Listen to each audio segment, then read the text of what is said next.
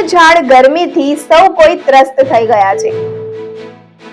બધા જ લોકો મેઘરાજાની વરસવાની રાહ જોઈ રહ્યા છે, પરંતુ વરસાદ ન થવાથી સૌથી વધુ ખેડૂતો ચિંતામાં મુકાયા છે। રાજકોટ જિલ્લાના ધોરાજી પંથકમાં સારા વરસાદની આશાએ ખેડૂતો દ્વારા મગફળી અને કપાસ સહિતના ચોમાસુ પાકનું આગોતરું વાવેતર કરવામાં આવ્યું હતું, પરંતુ વાવેતરને 1 મહિના જેટલો સમય વીતી ગયો।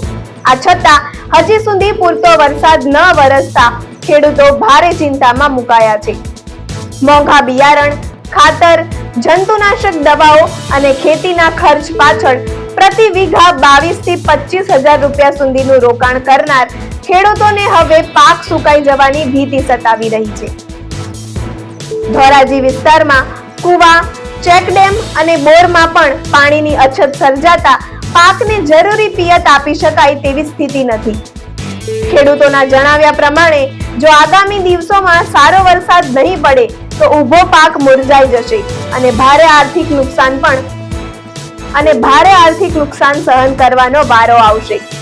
હાલ સમગ્ર ધોરાજી પંથકના ખેડૂતો આકાશ તરફ મીટ માંડીને મેઘરાજાની રાહ જોઈ રહ્યા છે, કારણ કે હવે પાક બચાવવા માટે વરસાદ જ એકમાત્ર આશા બની ગયો છે।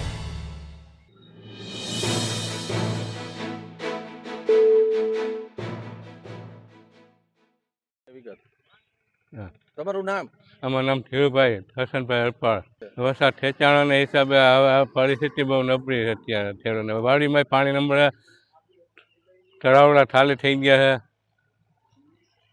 શું કહેશો હવે વરસાદની ખેંચાણો તો કેવી અસર?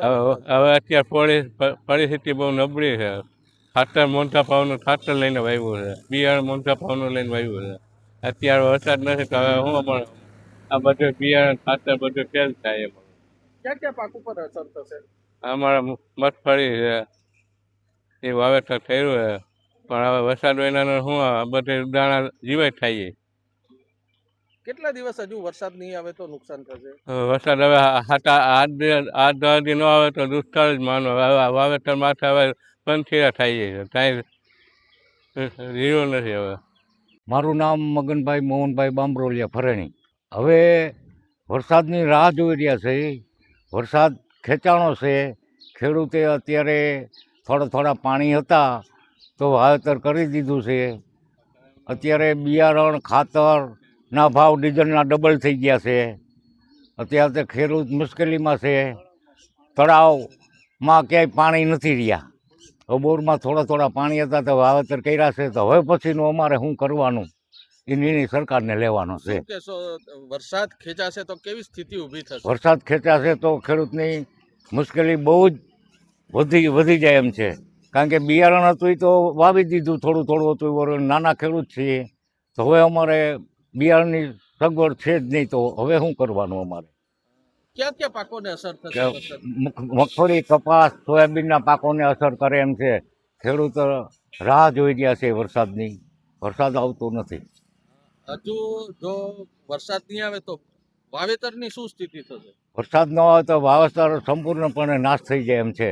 હવે બીજી વખત ખેડૂત પાસે લઈ શકે એવી સ્થિતિ નથી।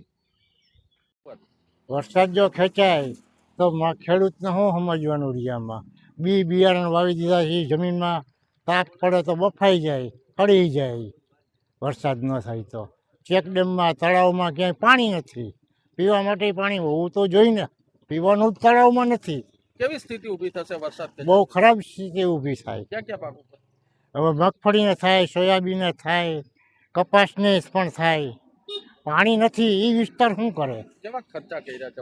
ખર્ચા સારા કર્યા છે, 20-25 હજારના ખર્ચા કરેલા છે વીઘાના, તો હજી પાણી તો નથી। આ પાણીને વરસાદ ખેંચાઈ જાય તો આમાં બિયારણ વાવ્યું એ મોંઘા ભાવનું શું થાય? અને એ તો કાંઈ બિયારણ વેચતા હોય એ તો કાંઈ રાહત આપે નહીં। એ કાંઈ કેવી મુશ્કેલી ઊભી થશે? મુશ્કેલી ઊભી, વરસાદ જો ખેંચાય તો મુશ્કેલી બહુ ઊભી થાય, અતિશય। વાવેતરનું વાવ્યું છે એ બધી બફાઈ જાય, ઉગે તો નહીં, હળી જાય। બફાઈ ગયો જેમ ઘૂઘરી થઈ જાય, ઘઉંની ઘૂઘરી ચોખ્ખી કરીએ એમ થઈ જાય, એ ઉગે નહીં દાણા।